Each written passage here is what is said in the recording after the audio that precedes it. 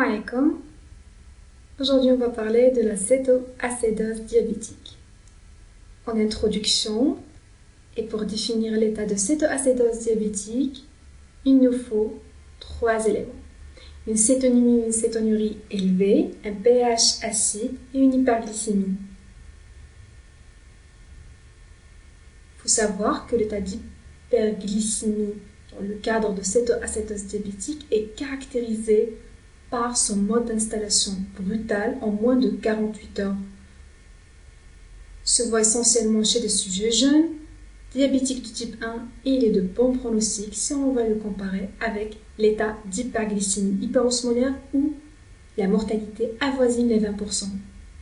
Concernant le diagnostic, en première étape, on va aller voir le patient et on va chercher les signes par rapport à l'acidose métabolique. Ce sont essentiellement des signes respiratoires, une hyperventilation ou ce qu'on appelle la respiration de type Kussmaul, faite d'une inspiration profonde suivie d'une expiration profonde séparée par une pause respiratoire. Des troubles neurologiques, allant des simples céphalées jusqu'à un coma.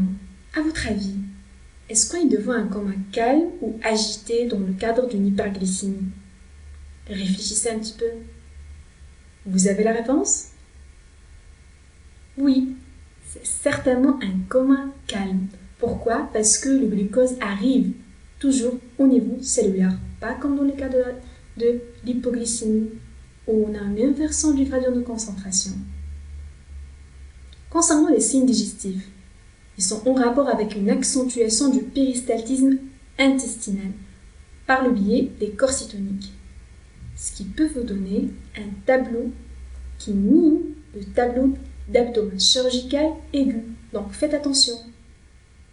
Concernant l'état d'hydratation, à votre avis, est-ce qu'on est devant une déshydratation intracellulaire ou extracellulaire ou globale?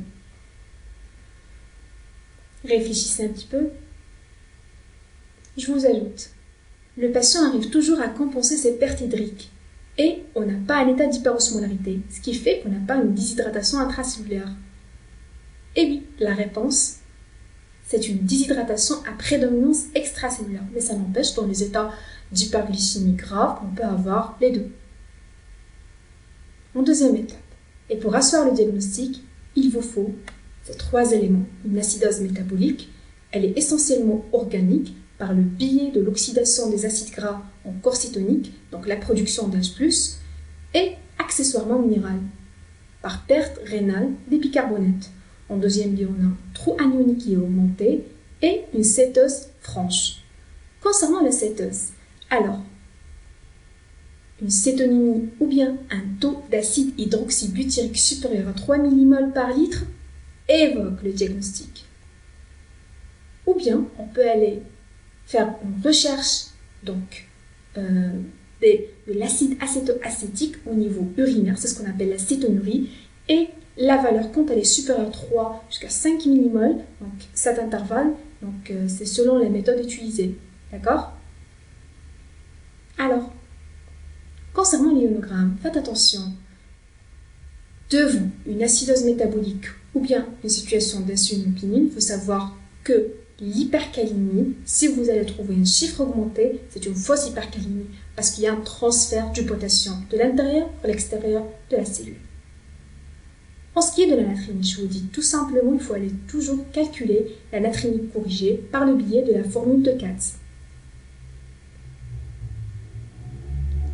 Et en troisième étape, c'est primordial de faire la différence entre l'état de cétoacédose et d'hyperglycémie hyperosmolaire.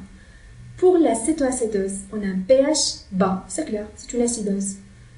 Et pour ce qui est de l'hyperglycémie hyperosmolaire, on a un pH normal. En ce qui est de l'osmolarité, elle est variable voire normale dans le cadre de la cétoacédose.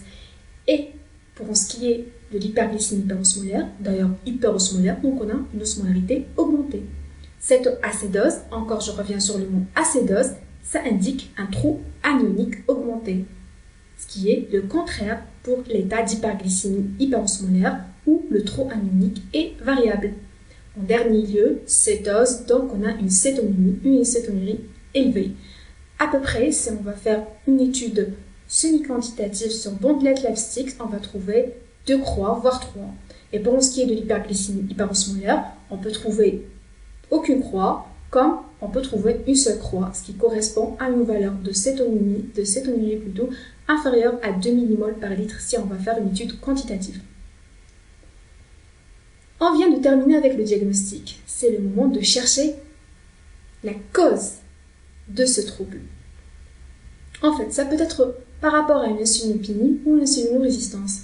Dans le cadre d'une insulinopénie, peut-être à cause d'un sous-dosage ou une méconnaissance des techniques d'utilisation de l'insuline. En ce qui est de l'insulinorésistance, ça peut occasionner donc un épisode d'infection ou un traumatisme. Une augmentation des hormones de contre-régulation va vous donner un état d'hyperglycémie responsable par la suite d'une cétose.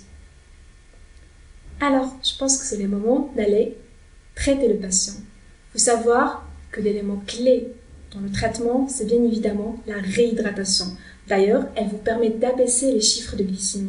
Donc en premier lieu, on va aller corriger l'hypovolémie et on va aussi corriger les troubles hydroélectrolytiques, surtout le potassium. Faites attention, avant d'instaurer un traitement par insuline, il faut s'assurer que le potassium est normal.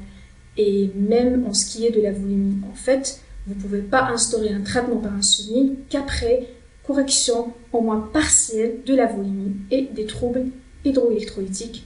Et j'insiste sur le potassium, parce que si vous n'allez pas corriger ces 2 éléments-là, vous pouvez tomber dans des erreurs très graves. Et en dernier lieu, on va aller arrêter la production des corps cétoniques par le biais de l'insuline. Et n'oubliez surtout pas d'aller chercher le facteur déclenchant et le traiter pour arrêter la source du problème de cétoacétose diabétique. Et merci pour votre attention.